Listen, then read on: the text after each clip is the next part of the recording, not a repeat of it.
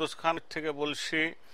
আমরা একটা সংবাদ পেয়েছি ঢাকার থেকে যে ঢাকায় গুগল বন্ধ করে দিচ্ছে। এই সংবাদটা বিপ্লব পরিবেশন করবেন এবং তারপরে আমরা এটা নিয়ে কথাবার্তা বলবো। আমাদের সঙ্গে আছেন হাসান মাহমুদ ও ডক্টর বিপ্লব পাল। বলেন বিপ্লব, কি নিউজ? আচ্ছা, মিস্টার খান, আমি আসছি আজকে দুপুর বেলায়, মানে আপনাদের ঢাকার রাত্রিতে একটা ইমেল পাই। কারণ ঢাকাতে আমার কিছু লোক কাজ করে, মানে যারা খুব ঢাকার ইয়ং ছেলে পেলে আজকাল অনেকেই সব আইটি এবং মার্কেটিং এর কাজকর্ম করছে। তো তাদের কাছে খবর, একটা নিউজ ফরওয়ার্ড পেলাম যে বাংলাদেশের টেলিকম মন্ত্রক গুগলকে চিঠি দিয়েছে যে ইউটিউবে ইসলামের বিরুদ্ধে যে আপত্তিকর ভিডিও, তো মোহাম্মদের জীবনী নিয়ে যে আপত্তিকর ভিডিওটা আছে সেটা তুলে নিতে। আর তারা যদি সেই ভিডিওটা 2-3 দিনের মধ্যে তুলে না দেয়, তাহলে বাংলাদেশে ইউটিউব এবং গুগলের সমস্ত পরিষেবা বন্ধ করার জন্য তারা সিদ্ধান্ত নেবে। আমেরিকার সরকার গুগলকে একটি অনুরোধ করেছিল এবং আমেরিকান সরকারের অনুরোধ গুগল শোনেনি। কারণ ইউটিউবের যে ভিডিওটা মোহাম্মদের নামে ছাড়া হয়েছে সেটা ইউটিউবের অন্তত কোনো শর্ত ভঙ্গ করেনি, সুতরাং ইউটিউব সেই ভিডিও সরায়নি। ইউটিউব যেটা করেছে মিশর এবং তিউনিসিয়ার মতো দেশগুলোতে এবং ভারতেও সেই ভিডিওটা শুধুমাত্র আইপি দিয়ে ব্লক করে দিয়েছে।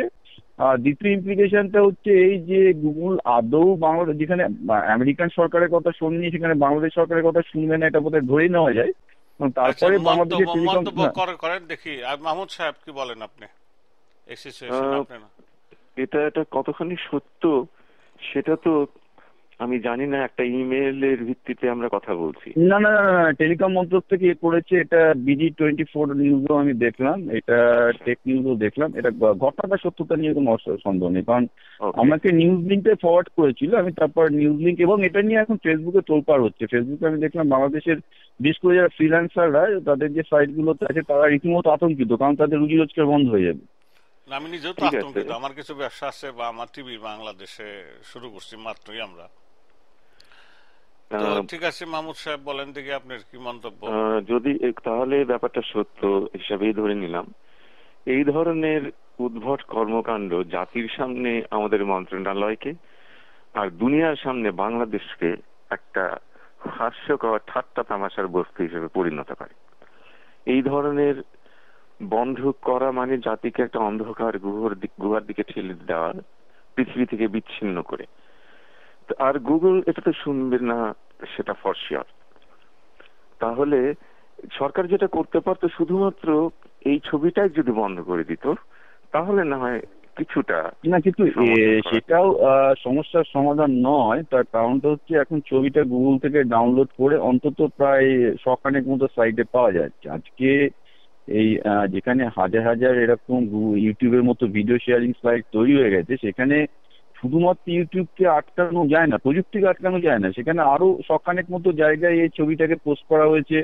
আরো দিকে বিভিন্ন সাইটে বাবু মন্তব্যটা শুনি আমি। আচ্ছা, ওই মাহমুদ সাহেব আপনি শেষ করেন, তারপরে। হ্যাঁ, আমি শেষের দিকেই চলে যাচ্ছি। যে প্রথম কথা, যে গুগল এটা শুনবে না। দ্বিতীয় কথা, গুগল না শুনলে বাংলাদেশ সরকার যদি গুগল বন্ধ করেও দেয়, সেটা বেশি দিন টিকবে না।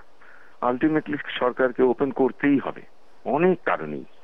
কাজে এই ধরনের মানে শিশুসুলভ এবং একেবারেই বোকামি পদক্ষেপ নেওয়ার কি যুক্তি থাকতে পারে আমি তো বুঝতেই পারছি না।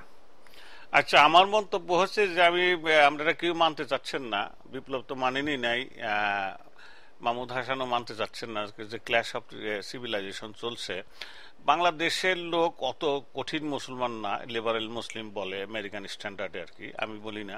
আমি তো এখানে গ্রো আপ হয়েছি।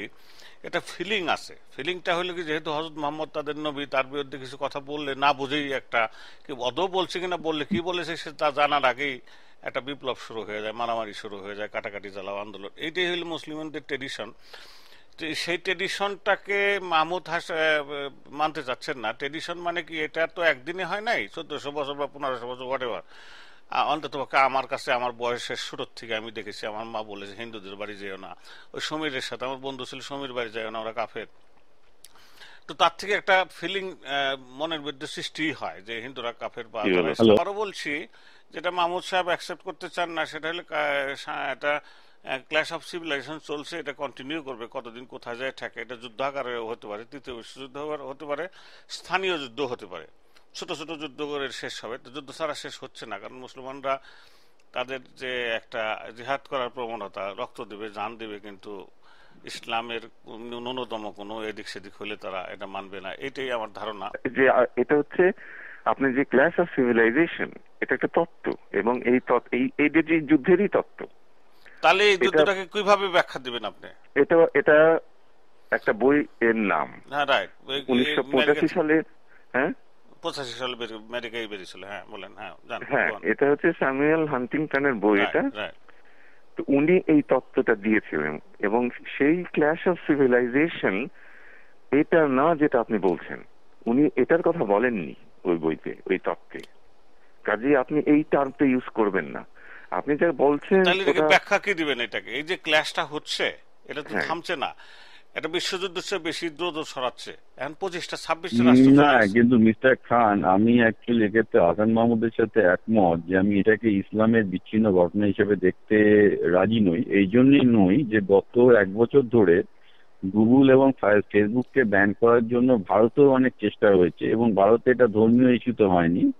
ভারতে সোনিয়া গান্ধী এবং মনমোহন সিং এর পিকচারকে, কার্টুনকে নিয়ে বিভিন্ন রকম ভাবে, যেহেতু সোশ্যাল মিডিয়াতে কোনো সেন্সরশিপ মিডিয়ার মতো আনা সম্ভব নয়, সেহেতু কপিল সিব্বাল, যিনি আমাদের তথ্য সম্প্রচার মন্ত্রী ভারতের, উনি 2-1বার হুমকি দিয়েছিলেন এবং ভারতের লোক তার বিরুদ্ধে তীব্র গর্জন করে খুব কিস্তি মেরেছিল, যেটা এক ধরনের আহমুখে কথাবার্তা, যার জন্য কখনো গুগল বা ফেসবুকের পরিষেবা বন্ধ করে দেওয়া যায় না। কারণ ব্যাপারটা যেটা হাসান মাহমুদ বললেন সেটা হাস্যপাই লাগে, এবং সেটা হয়েছিল কিন্তু কোনো ধর্মীয় কারণে নয়, সেটা হয়েছিল সোনিয়া গান্ধীর চরিত্র নিয়ে খুব উল্টোপাল্টা কথা এবং কার্টুন এবং ছাপানোর জন্য হয়েছিল। একটা সময় দেন বিপ্লব বাবু, সেটা সব ঠিক আছে, সোনিয়া গান্ধী বা কাউকে নিয়ে ভারতীয় সেন্টিমেন্টে লাগলে তারা তো জ্বালাও পোড়াও করে নাই, প্রতিবাদ তো করতেই পারেন। আপনি মোহাম্মদ একটা প্রাণ পুরুষ, মুসলমানদের প্রতিবাদ করতে পারেন। না, আমরা কিন্তু স্ট্রিট প্রোটেস্টের কথা বলছি না। বাংলাদেশে এই ঘটনায় কোনো স্ট্রিট প্রোটেস্ট হয়নি। আমরা বলছি যে গভর্নমেন্টের যে অ্যাকশনটা, যে গভর্নমেন্ট যে এই একটা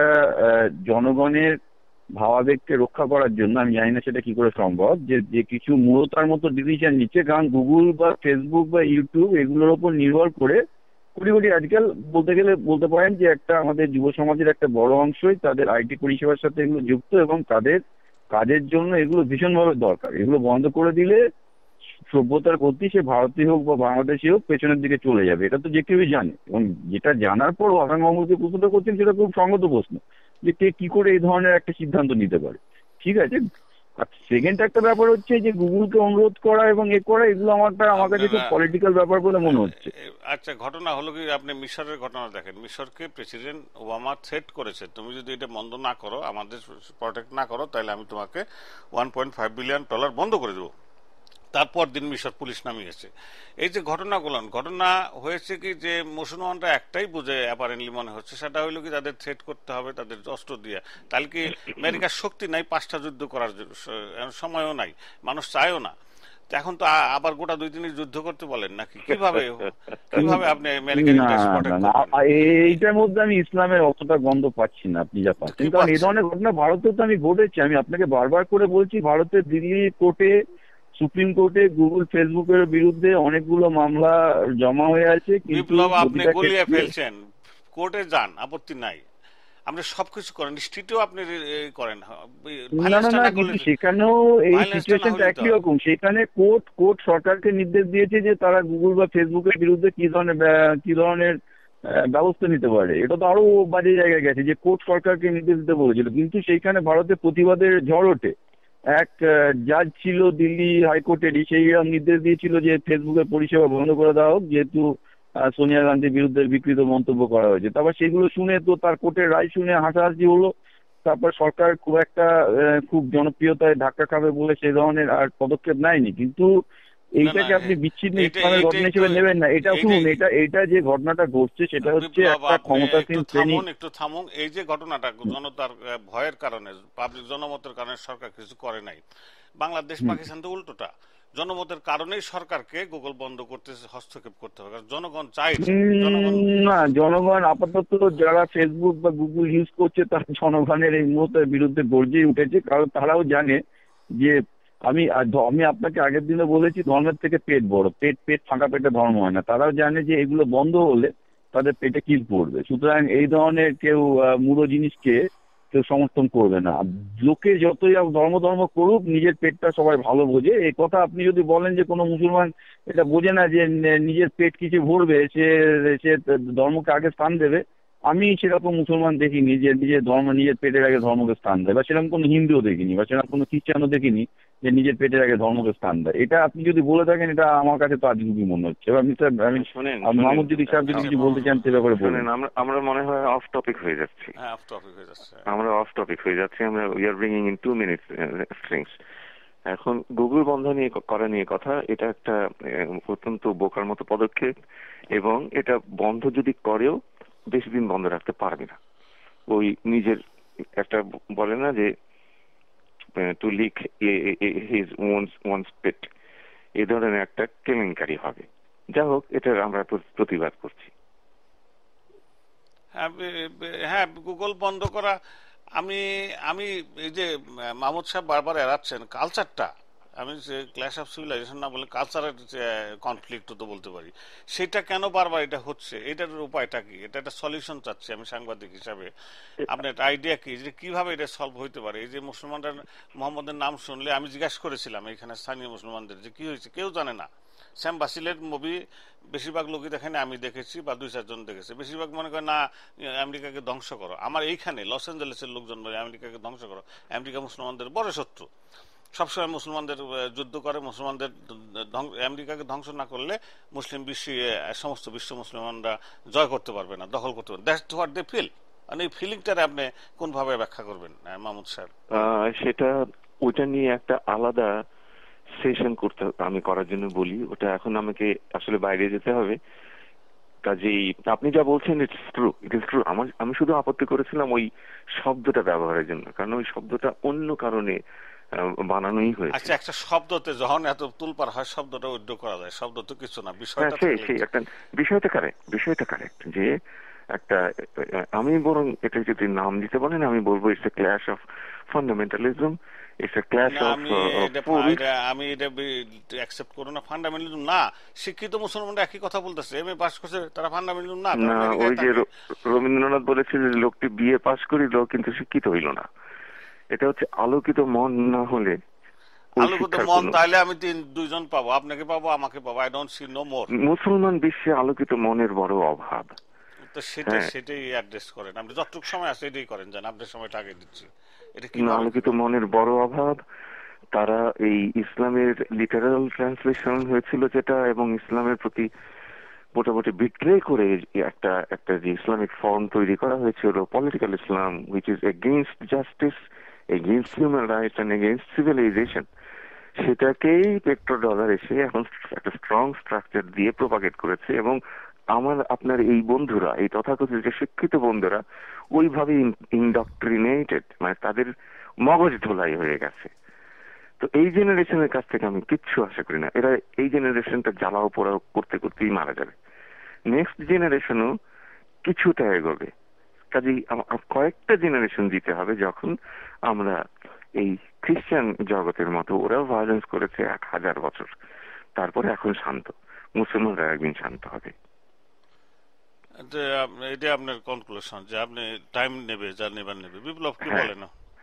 না, মাহমুদ যেটা বলেছেন আমি সম্পূর্ণ একমত। আমি কিছুদিন আগে লেখাতে একটা কথাই বলেছি যে আজকে ইসলামিক সমাজের যে অবস্থা, হিন্দু সমাজের অবস্থা ঠিক আজ থেকে 60 বছর আগে একই রকম ছিল, বা দক্ষিণ ভারতেও 60-70 বছর আগে হিন্দুরা অতটাই গোঁড়া ছিল। কিন্তু যেটা হয়েছে যে আধুনিক সমাজ এবং আধুনিক প্রযুক্তির সাথে মানিয়ে চলার যে বাধ্যবাধকতাটা হিন্দু সমাজ বা খ্রিস্টান সমাজের মধ্যে এসেছিল বিভিন্ন ঐতিহাসিক কারণে, সেই ঐতিহাসিক এলিমেন্টটা ইসলামে শুরু হয়েছিল আপনার আরব ন্যাশনালিজমের মাধ্যমে। আপনি যদি দেখেন যে ব্রিটিশদের বিরুদ্ধে, ব্রিটিশ কলোনিয়ালাইজেশনের বিরুদ্ধে আরবদের যে সংগ্রাম, that is between let's say 1892 before second world war, সেটার সময় ভারতে হিন্দুদের বা আরবের মুসলমানদের মোটামুটি যে সংগ্রাম প্রায় একইভাবে পরিচালিত হয়েছে। তারপরে যেটা ঘটনাটা ঘটলো যে ভারতেও নেহরুর মতো যে একটা ন্যাশনালিস্টিক ফিলিং এলো এবং একটা হিন্দুদের উত্তরণ হলো, তারপরে কিন্তু আরব দেশগুলোতে সেটা শুরু হয়ে মারা গেল। তার কারণ অধিকাংশ আরব দেশে দেখা গেল যে সেখানে গণতন্ত্র রাখা গেল না, মিলিটারি কু হলো, আরবের তেল আবিষ্কার হলো, এবং পুরোপুরিভাবে ইসলামিক সমাজের আধুনিকরণটা নষ্ট হয়ে গেল। নষ্টটা এই জন্যই হলো যে তার কারণটা একটাই, আমি ওই পেটের তত্ত্বটা আগে আনছি যে বেসিক্যালি তেলের টাকায় আপনি যখন দুপায়ে ফুলে আপনি করতে পারবেন, তখন আপনার তো আধুনিক প্রযুক্তিকে গ্রহণ না করে বা আধুনিক সভ্যতাকে গ্রহণ না করে আপনি টিকে থাকতে পারেন। আজকে সৌদি আরব যদি তেল এক্সপোর্ট না করতে পারে এবং তারা আজকে যে পরিমাণ জীবনযাত্রায় অভ্যস্ত হয়েছে, ইসলাম তো কাউকে বা কোনো ধর্মই, ইসলাম কেন, কোনো ধর্মই কাউকে খাওয়াতে পারে